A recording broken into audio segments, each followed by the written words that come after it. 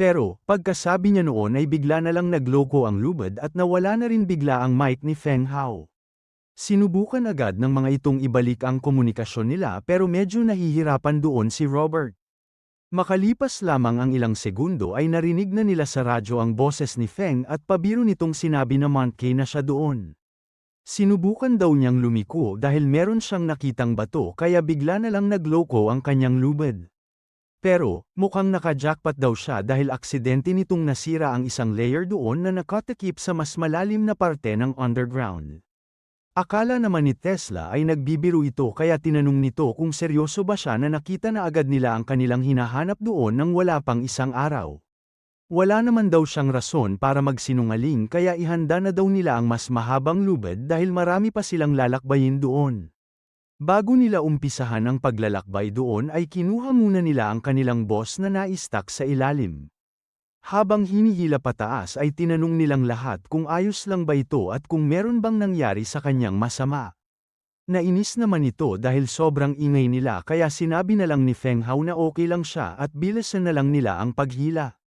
Meron pa sana itong sasabihin pero bigla itong natigil nung parang meron itong nakita sa kanyang gilid. Tinignan niya ito ng mabuti at hindi ito masyadong sigurado sa kanyang nakita dahil medyo madilim doon. Nung napansin nila Robert na bigla na lang tumahimik si Feng ay tinanong agad siya nila Tesla kung ano ang problema. Sinabi naman ito sa kanila na wala lang yun dahil parang namalikmata lang daw siya. Akala naman ni Tesla ay naghahalusinate siya kaya sinabi nito na iba ang hangin doon sa baba kaya tignan daw nito ang kanyang air filtration system para makasigurado. Nagulat naman ito nung bigla na lang sumigaw si Feng at pinatigil agad ang paghila sa kanya pataas. Nanghingi agad ito ng tawad kay Mr. Tesla dahil hindi daw siya naniwala agad sa mga sinabi nito sa kanilang meeting. Habang nakatingin ito sa mga guhit sa pader ay sinabi ni Feng na tama daw talaga siya dahil meron ng sibilisasyon sa underground. Makalipas lamang ang ilang sandali ay naalis na siya sa baba at dumiretso agad ito sa kanilang base. Nung pinakita niya sa kanila Robert ang kinuha niyang litrato ay makikita natin na hindi makapaniwala ang mga ito. Dahil gustong makasigurado ng bata ay tinignan daw niya ang lahat ng report sa buong mundo at yun pa lang daw ang unang beses na merong natagpuan na painting sa napakalalim na parte ng Earth. Nagsalita na rin naman ang kanilang boss na nasa gilid at sinabi na magandang balita yun dahil kung ganun ay hindi ito fake news. Sumang-ayon naman sa kanya si Tesla dahil inisip nito na hindi naman siguro pupunta ang isang tao sa napakalalim na parte ng Earth para isugal ang kanyang buhay para lamang mag-drawing sa isang pader.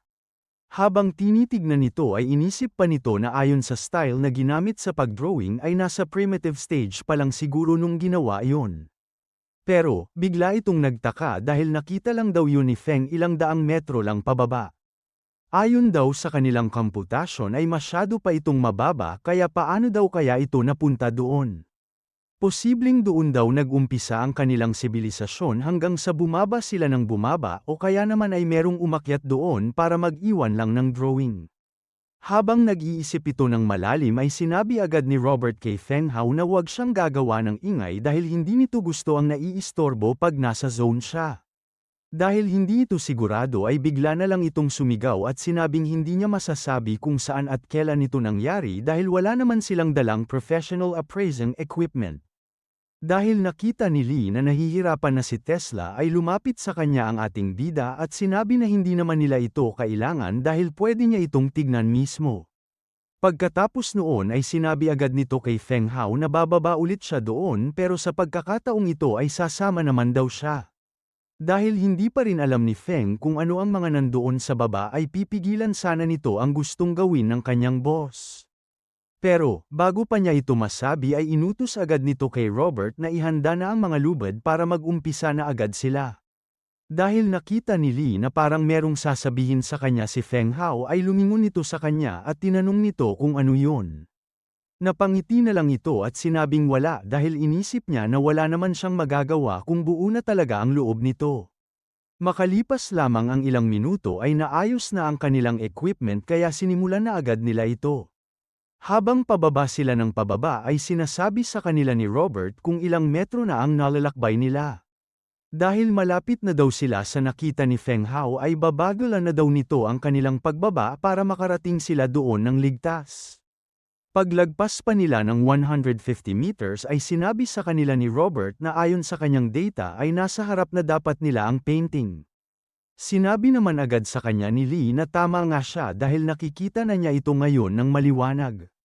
Dahan-dahan nitong tinaas ang kanyang kamay papalapit doon at sinabi na titignan daw niya kung sino talaga ang naglagay nito doon. Bago dumikit ay makikita natin na ginamit na agad ng ating bida ang kanyang kapangyarihan. Nakita naman ni Feng kung ano ang ginagawa ni Lee kaya alam nito na hahanapin niya ang memory ng gumawa noon sa River of Time para makita ang totoo. Pero, tinanong agad siya nito kung ano ang kanyang gagawin kung bumalik siya ng ilang libong taon sa past. Ngumiti lang naman sa kanya ang time merchant at sinabing hindi yun problema dahil sobrang dami naman niyang extra time. Nung handa na ito ay dinaikit na niya ang kanyang kamay sa painting para tignan kung meron ba talaga siyang makikita. Pagkadating sa River of Time ay naghihintay lang ito ng mangyayari at makalipas lamang ang ilang sandali ay bigla na lang may lumabas na memory sa kanyang harapan. Nung tinignan niya ito ng malapitan ay inisip nito na totoo nga ang teorya ni Tesla tungkol sa mga wild men dahil nakita niya ang mga ito doon. Inisip din nito kung wala ba talagang contact ang mga ito sa mga tao sa taas simula nung unang panahon at buong buhay daw ba talaga sila doon.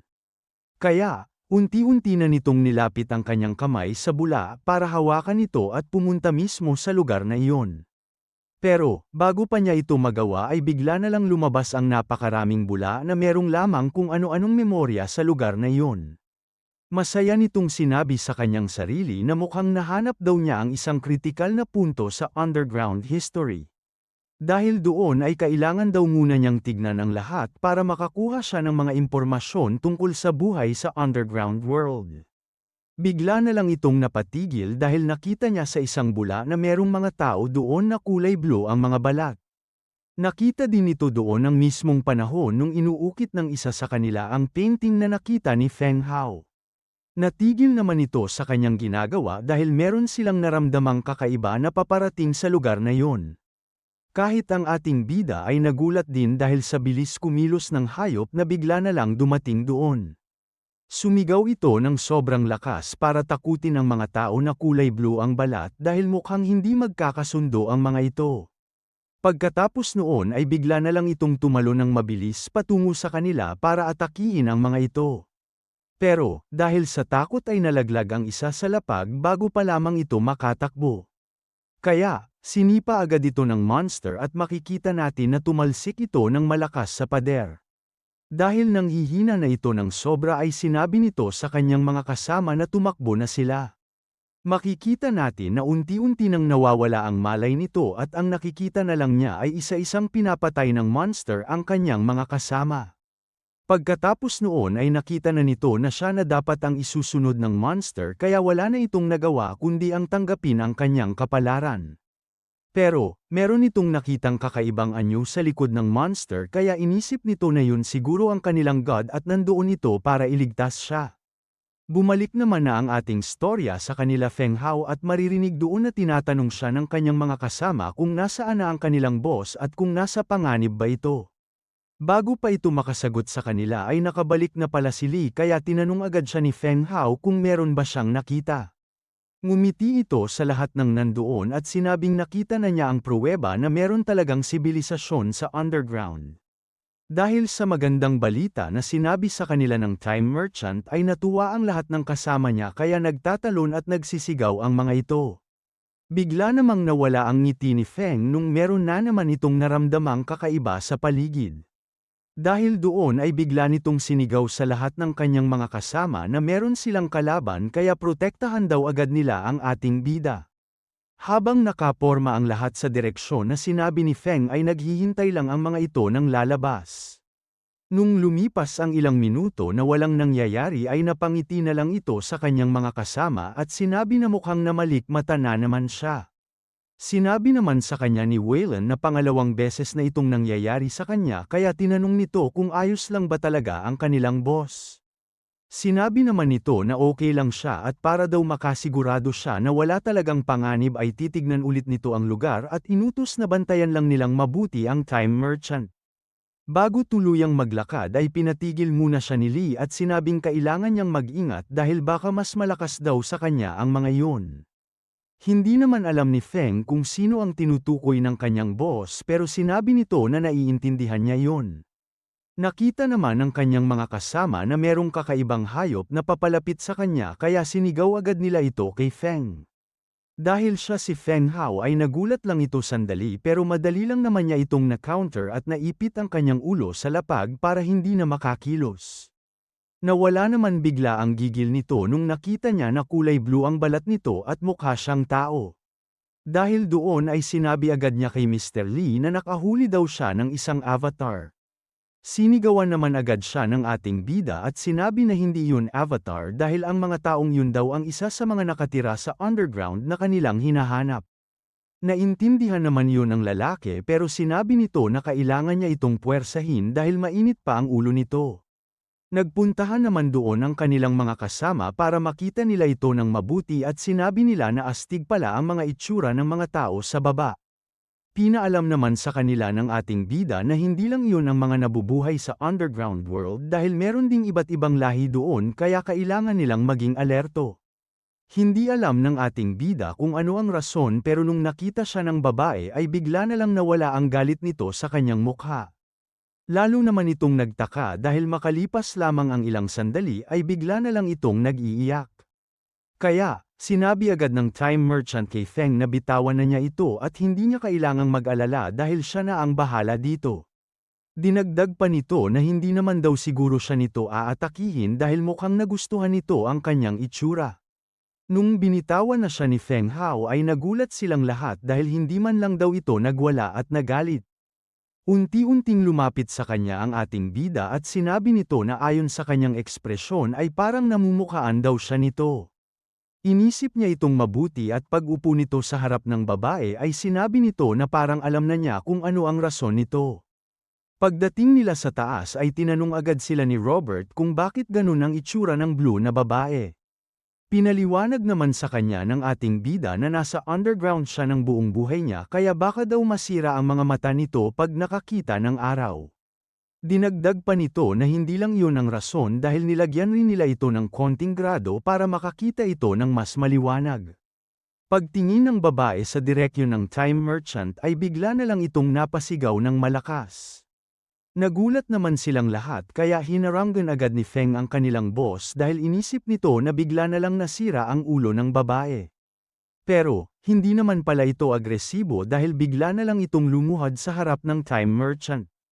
Hindi naman makapaniwala ang lahat dahil wala naman daw sinabi sa kanya si Lee at nakita lang nito ang kanyang itsura. Nagsalita na rin ito sa kanilang lengguwahe at paulit-ulit sinabi ang awali habang magkadikit ang dalawang kamay. Dahil doon ay sigurado na talaga ang ating bida kaya natawa ito ng malakas. Pinaliwanag nito sa kanyang mga kasama na masyado daw sigurong madilim kanina sa baba kaya hindi nito nakita ng maayos ang kanyang mukha. Pero, naging ganun ang reaksyon nito dahil maliwanag na sa labas at namuka na siguro nito kung sino talaga siya. Nagulat naman doon si Tesla dahil naisip nito na kung namuka nito ang kanilang boss ay malamang sa malamang ay nagkita na ang mga ito dati. Sinabi nito sa Time Merchant na kung ganun pala, bakit hindi niya ito sinabi agad sa kanila nung hindi pa nila sigurado na merong sibilisasyon sa underground. Pinakalma naman nito si Tesla at sinabing hindi pa niya ito alam noon dahil ngayon lang talaga niya ito nalaman. Nung bumaba siya kanina ay bumalik daw siya sa nakaraan at doon niya unang nakita ang mga tao na kulay blue ang balat. Kinuwento daw siguro ng kanyang niligtas ang nangyari sa kanya sa kanilang tribo at pinasa ito ng pinasa sa kanilang angkan. Dahil doon ay ang tingin daw siguro sa kanya ng kanilang lahi ay isang god. Buti naman daw ay wala masyadong nangyari sa timeline at wala nang nalito kagaya na lang nung nangyari sa kanila Mr. Kong. Pagkatapos noon ay lumapit na agad ang dalawa sa computer at sinabi na dahil doon ay meron na talaga silang pruweba na merong sibilisasyon sa underground. Pagkatapos noon ay inayos na rin nila ang mga painting sa pader na nakita ni Feng Hao at tinanong kay Lee kung yun ba ang ibang lahi na sinasabi nito kanina. Nung nakita ito ng time merchant ay sinabi niya kay Tesla na malapit ito sa itsura noon pero puti daw ang buhok nito at mas malaki ang katawan. Bigla namang sumagi sa isip nito ang Yeti kaya sinabi niya sa kanila na posibleng yun nga ang hayop na nakita doon ng ating bida. Nag-isip agad ito ng senaryo at sinabi na napuwersa daw siguro ang mga Yeti dati na magtago sa mga tao dahil sinusubukan silang ubusin ng mga ito. Dahil doon ay natagpuan daw siguro ng mga ito ang entrance papunta sa underground world at doon na namuhay at nag-evolve. Dinagdag pa nito na kaya daw siguro magkaaway ang mga Yeti at ang mga tao na merong blue na balat ay sinubukan daw siguro nitong kunin ang kanilang lugar. Nagsalita na rin naman si Lee at sinabi na kung ganun nga ang nangyari ay invaders pala ang mga Yeti.